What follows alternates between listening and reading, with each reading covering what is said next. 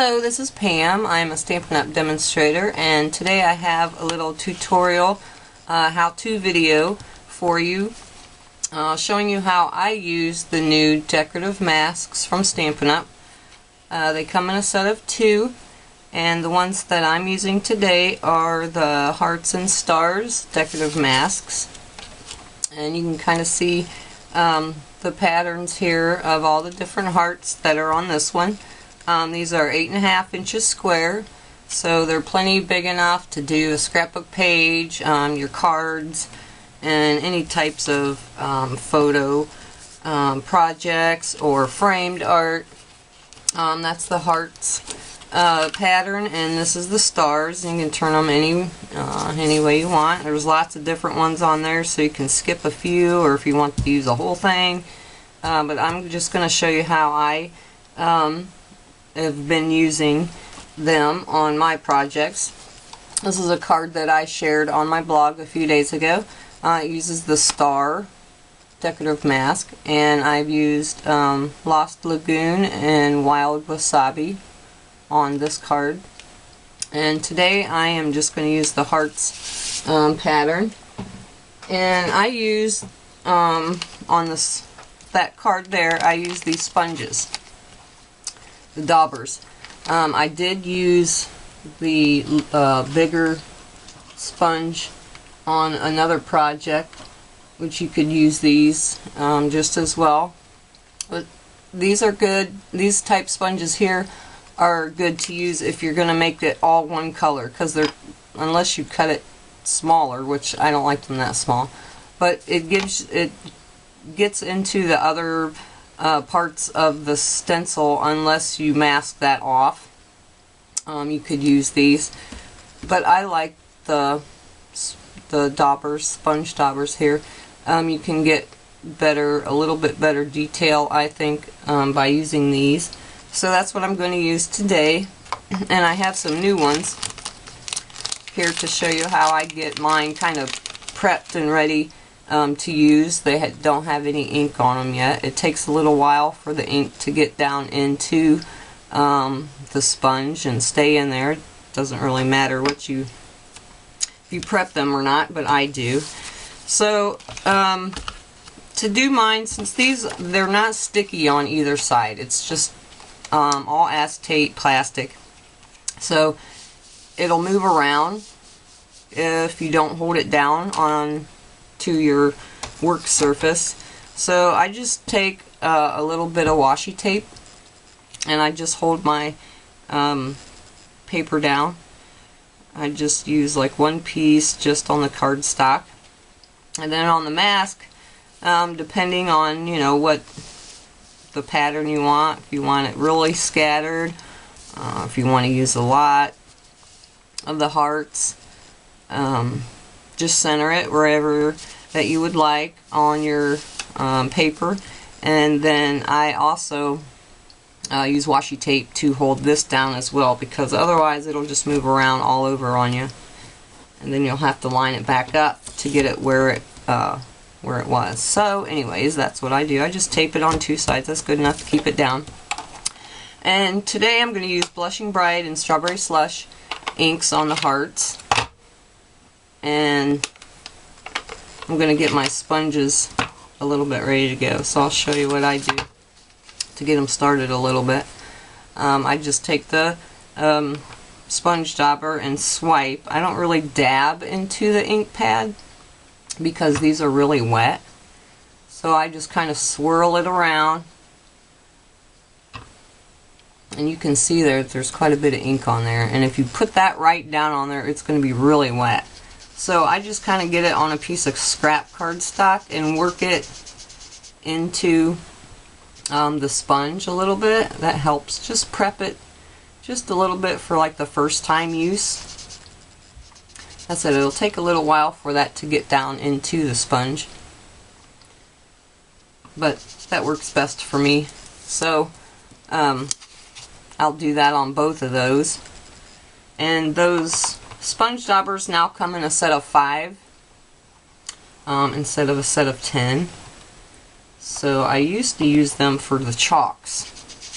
when Stampin' Up! Had their chalks, but they don't have their chalks anymore, but they still work great on the sponge, or on the ink pads.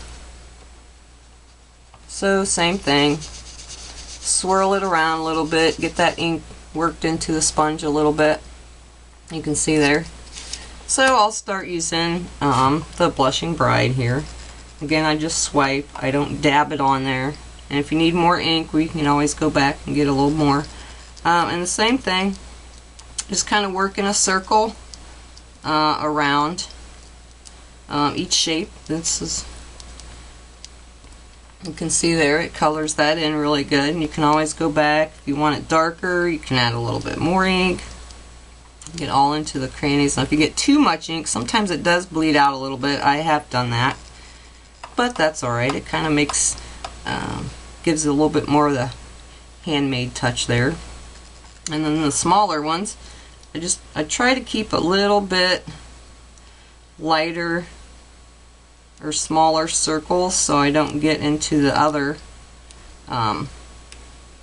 shapes, the other hearts that are nearby.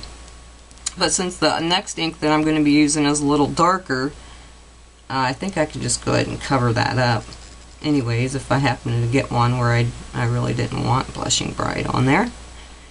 But they're fairly easy to use, and you can also use them with the ink refills and the spritzer, but I've never mastered that spritzer and the sprays. I tend to get it all over the place, or I use too much ink, but they work really well on these masks too.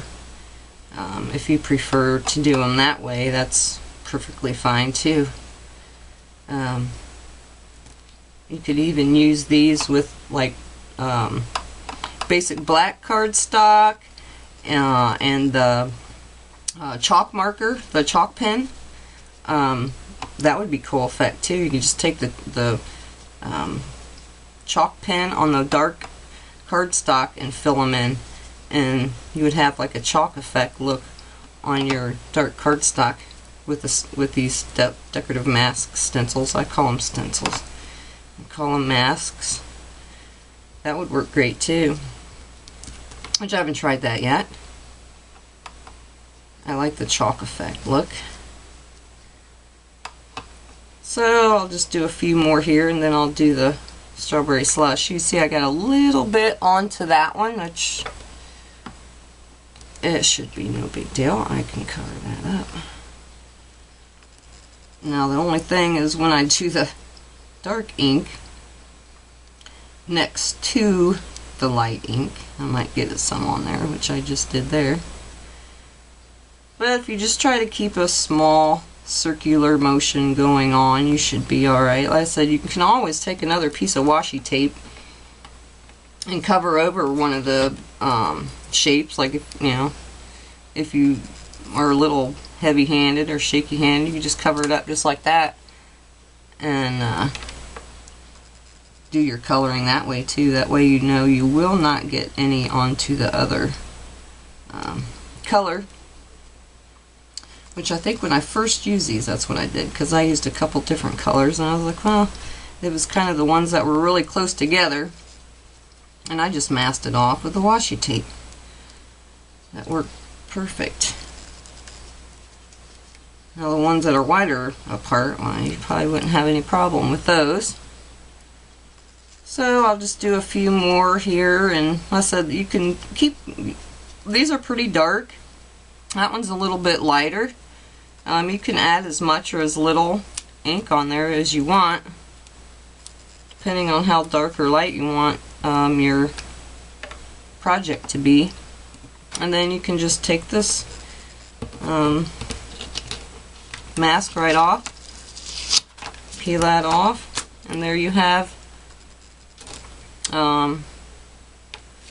your piece of cardstock ready to go for a card, project life, scrapbook page, anything you'd want to use it on.